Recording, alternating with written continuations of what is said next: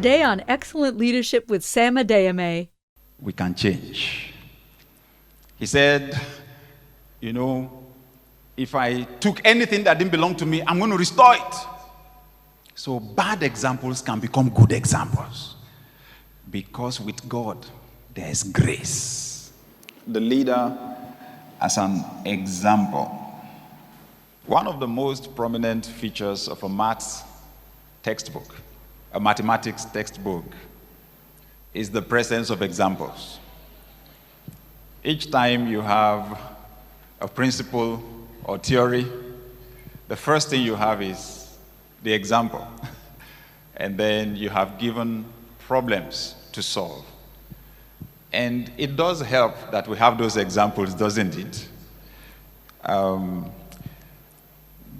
The Merriam-Webster dictionary says that an example is a pattern or model as of something to be imitated or avoided to set a good example, a prototype, or sample. It says also that example is an instance, especially of punishment, serving as a warning to others. Sometimes, for example, in some countries, public executions are meant to be examples to the populace of what they should not do. The tendency for us humans to copy behavior is phenomenal, and it shows easily in children. Am I right? Because sometimes I wonder, why is it that kids want to walk? Why is it that they want to stand up? It's because when they start their movement, of course, first they learn how to sit, and then they learn to crawl. But then, along the line, while they go on fours, they look at everybody else and see they're walking on two legs. So they learn to hold things, they want to stand up, and they want to walk. It's not that we tell them they are supposed to walk. Am I right? They want to, because when they look around, that's what they see everybody else doing. So children like to copy. They want to talk because they see everybody else talking. It's not that we sit them down and tell them, you know what, as a human being, you are supposed to talk. No. Even when they cannot make distinct sounds, they still make sounds all the same until they can comprehend what is being said around them.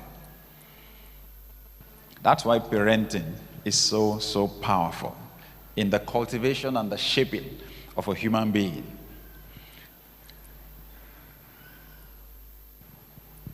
I said that the tendency for us human beings to copy behavior is phenomenal.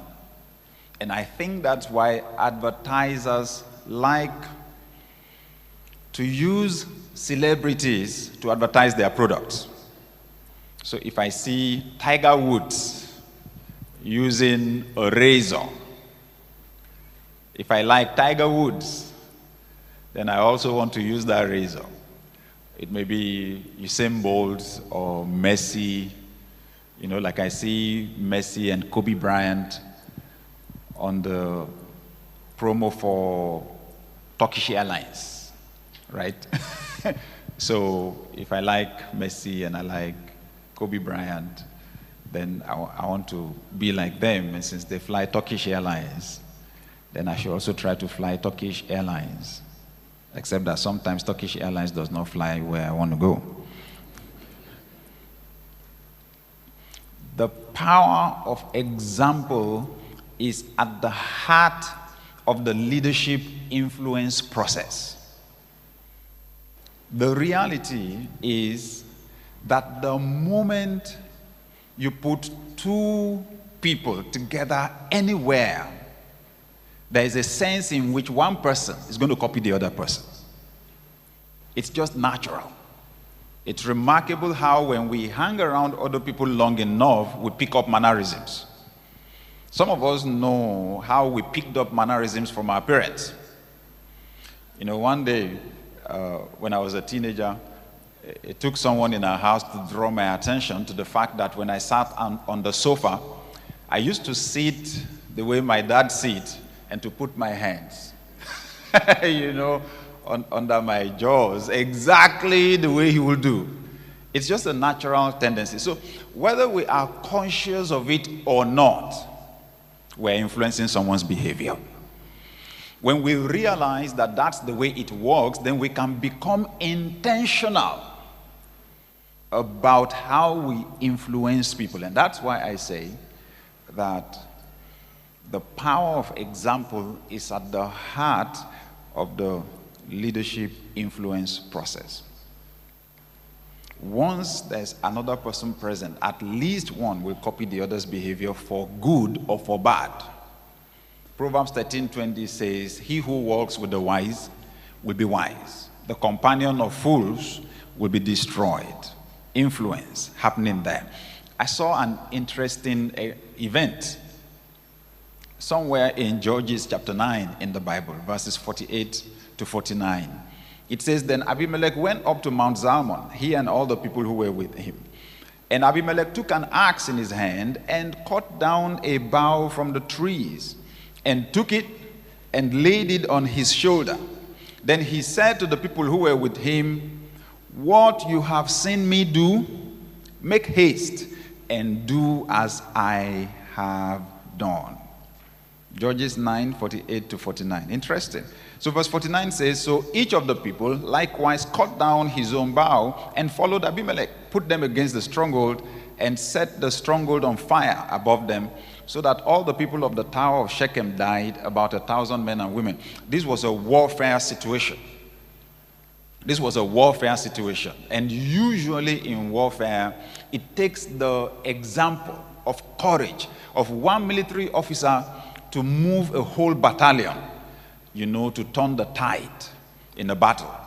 In this particular instance, the leader knew exactly what to do. He wasn't going to sit down and order people, tell them what to do. He just went straight, cut a bough of trees, put it on his shoulder, and then told everybody, "Exactly what you saw me do, do it." That was what changed everything for the battle. Showing how to do it is 10 times more powerful than telling people to do it. Regardless of where you are on your life's journey, true leadership principles are imperative to manifest success. Lead, the new, highly anticipated book from Sam Adeyemi, will provide you with the proven principles necessary to reach goals you may have once thought were out of reach. Packed with immediate solutions to transform your life, this book will help you unleash your ability to inspire others, leadership strategies to wildly multiply your success at any level, provide creative, actionable insights to help transform your family, and so much more. If you're determined to increase your capacity to embrace success, Lead is a must-read. Get your copy today at samadeyemi.net or call 44151-808-0312.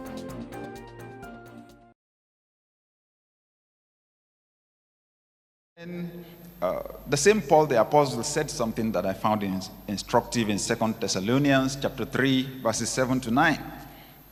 He said, "For you yourselves know how you ought to follow us, for we were not disorderly among you, nor did we eat anyone's bread free of charge, but walked with labor and toil night and day, that we might not be a burden to any of you, not because we do not have authority, but to make ourselves an example of how you should follow us." Remarkable. Once you are called a leader, a huge responsibility rests on you to be the example of what everybody else should be. And sometimes that means you will have to sacrifice where everyone else is enjoying. He says here, we have authority. We could have demanded for food from you. We could have demanded for money from you. He said, but because we knew that would not be the example that will work for everybody else, he said, we decided to labor with our hands so that you will see that people are not supposed to eat food for free. You know, when I read the story of creation in the Bible,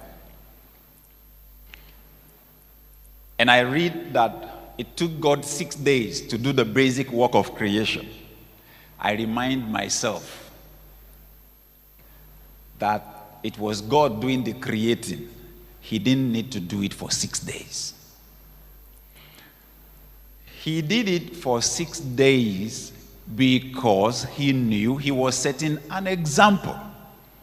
Because he was going to create man who was going to manage this planet. 6 days, God could have zapped everything into existence in 5 minutes. Am I right? That's if he's truly the God that is described in the Bible. He could have done everything in 60 seconds. When he created only one man and one woman, he could have created 20 billion at the same time. Am I right? He could have created all the buildings we'll ever need in this world, all the trees, all the fruits, created all the computers we'll ever need in the world, created all the jumbo jets we'll ever need in our world. Why did he make it a process that took time? Because when he created this planet, he created it within the context of time. He does not live in time. He does not exist in time. He created time for man and knew that for man it would take time. It would take a process to accomplish anything. You see, if we read that he just zapped everything into existence like that, then anything we also wanted to achieve, we want to achieve instantly. Instant milk. Instant Milo. Thank God for the microwave oven. We would want instant babies. Ooh. We've not been able to do anything about that. It's 9 months, right? If you come before that, we call you premature.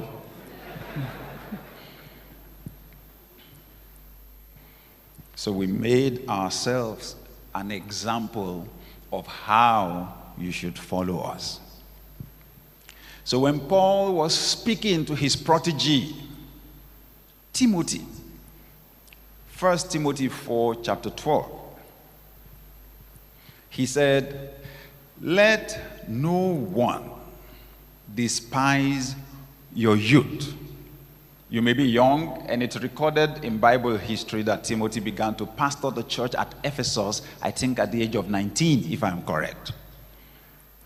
So here was a young man who was pastoring a large church, and he had a lot of people in church who were older than he was. Paul said, that doesn't have to diminish the influence of your leadership or the impact or effectiveness of your leadership. I'll tell you how to go about it, Timothy. You may be young, but you become the standard. Become the example. So he said, let no one despise your youth. And this is how to go about it. Be an example to the believers in word, in conduct, in love, in spirit, in faith, in purity.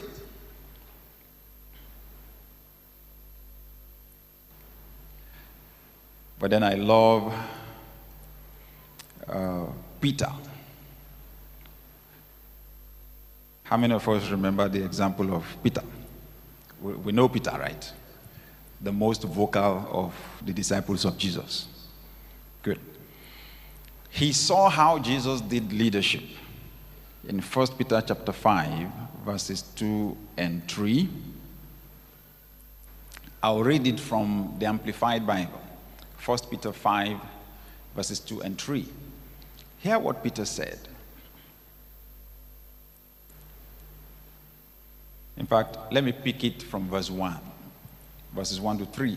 He said, I warn and counsel the elders among you, the pastors and spiritual guides of the church, as a fellow elder and as an eyewitness called to testify of the sufferings of Christ, as well as a sharer in the glory, the honor and splendor that is to be revealed, disclosed, and unfolded. Verse 2, tend, and you have in bracket, nurture, guard, guide, and fold, bracket closed, the flock of God. That is your responsibility.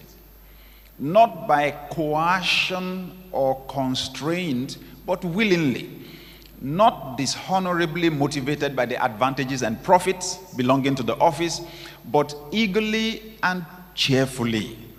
Verse 3, not domineering, as arrogant, dictatorial, and overbearing persons over those in your charge, but being examples patterns and models of Christian living to the flock, the congregation. Remarkable. When we say leader, you know what comes to the minds of some people? Boss. The lion of the tribe of the department. When you roar, every other animal in the organizational forest should disappear. When we say leader, that's what comes to people's minds. But Peter, who had been around Jesus, said to elders, to leaders in the church, don't boss people. That's not leadership. He said, in fact, I'll tell you how to go about it. Be the example. That's the best way to lead. And of course, we remember the day Jesus confronted him and the other disciples in Mark chapter 10. There was this huge argument amongst the disciples of Jesus as to who was superior to who. Jesus knew they had the conversation. He did like he didn't hear them, like he didn't know what was going on. And then when they got to the house, he asked them, what were you guys discussing on the way? And he said to them, Mark 10 from verse 42, you know, that's 42 to 45. He said, you know that amongst the Gentiles, their rulers or their leaders lord it over them. That's how they do it. He said, but among you, it shall not be so. Anyone who wants to be first among you must become the last. Anyone who wants to be the leader among you must become the servant. He said, for the Son of Man came not to be served, but to serve. I'm telling you, that was a paradigm shift. Especially for those of us who live in parts of the world where the concept of leadership suggests that by being a leader, you are superior to the people you are leading. Jesus confronted that mindset. Being a leader in God's context does not make you more important than the people you are leading. The difference is in your roles. And of course, the fact that the consequences of the actions of a leader will be more than the consequences of the action of the follower most of the time. So Peter is repeating what Jesus said. Jesus said the Son of Man came not to be served, but to serve, and to give his life as ransom or sacrifice for many. So let's talk about this issue of exercising power versus being an example. Former US President Bill Clinton made a powerful statement that's been quoted over and over. He made that statement at the Democratic Party convention in 2008. He said, people abroad have always been impressed by the power of our example rather than the example of our power. He got a standing ovation for it. People abroad have always been impressed by the power of our example rather than by the example of our power. You know the interesting thing? Where there isn't a clear understanding of the concept of leadership, people try to assert themselves. You know, maybe you're head of a department, and once in a while you find it necessary to remind people that you are the manager. Do you know who I am? Now, if you have to ask someone that, the person doesn't know. And it's unfortunate now that you have to explain. People are impressed more by the power of our example than by the example of our power. These days, everyone is always on the go. We understand that life gets busy. Thankfully, we've created a way for you to stay connected to Sam Adeyemi Ministries regularly, wherever you are and whatever time of day. Introducing the new Sam Adeyemi Ministries app. With the app, you can now obtain the most important ministry updates immediately. You can listen and even purchase messages you've missed or want to hear again. And you'll now have access to the best learning tools to help you along every aspect of the journey of life. Download it today. Available in Apple Store and Google Play. Talking of a bad example, there's a story that comes to my mind from the Bible. Jesus told the story of this very wealthy man, okay, who had social parties every day. He was so wealthy. And then Jesus spoke about Lazarus, the poor man who was laid at his gates, who had wounds on his body.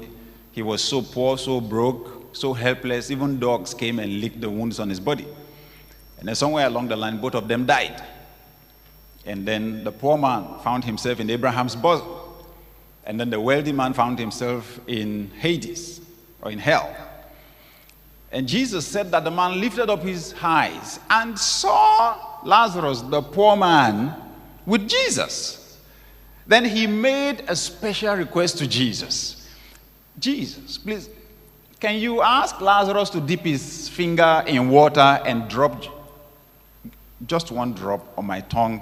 I'm thirsty. Jesus said, sorry, there's a very wide gap between us. He can't do that. Then the rich man made another request. Can you please ask him to go warn my brothers? I have 5 brothers. All of a sudden, this man, who had tremendous influence on his brothers because of his accomplishments, his wealth, and so on, probably he was the oldest, suddenly realized the impact of his influence on his brothers and regretted it. And he wanted to turn things around. I've been a bad example. Can you please go warn my brothers that they should not come down this road?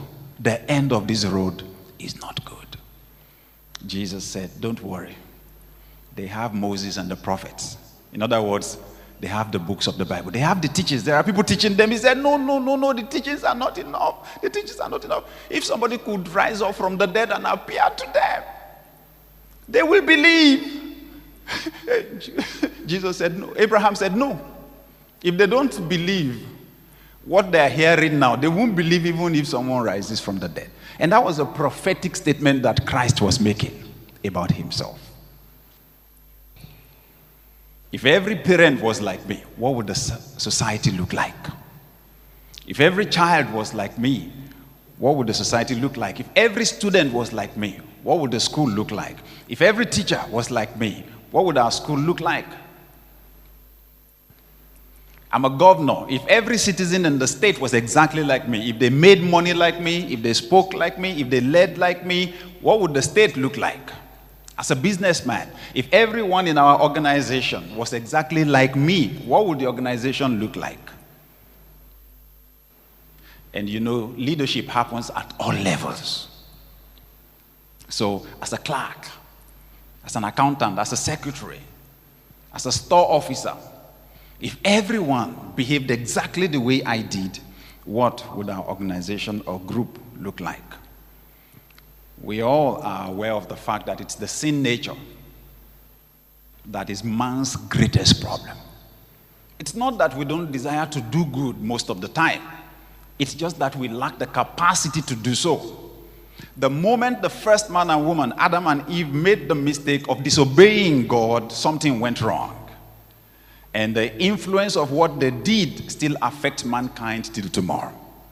And the Bible says, all have sinned and come short of the glory of God.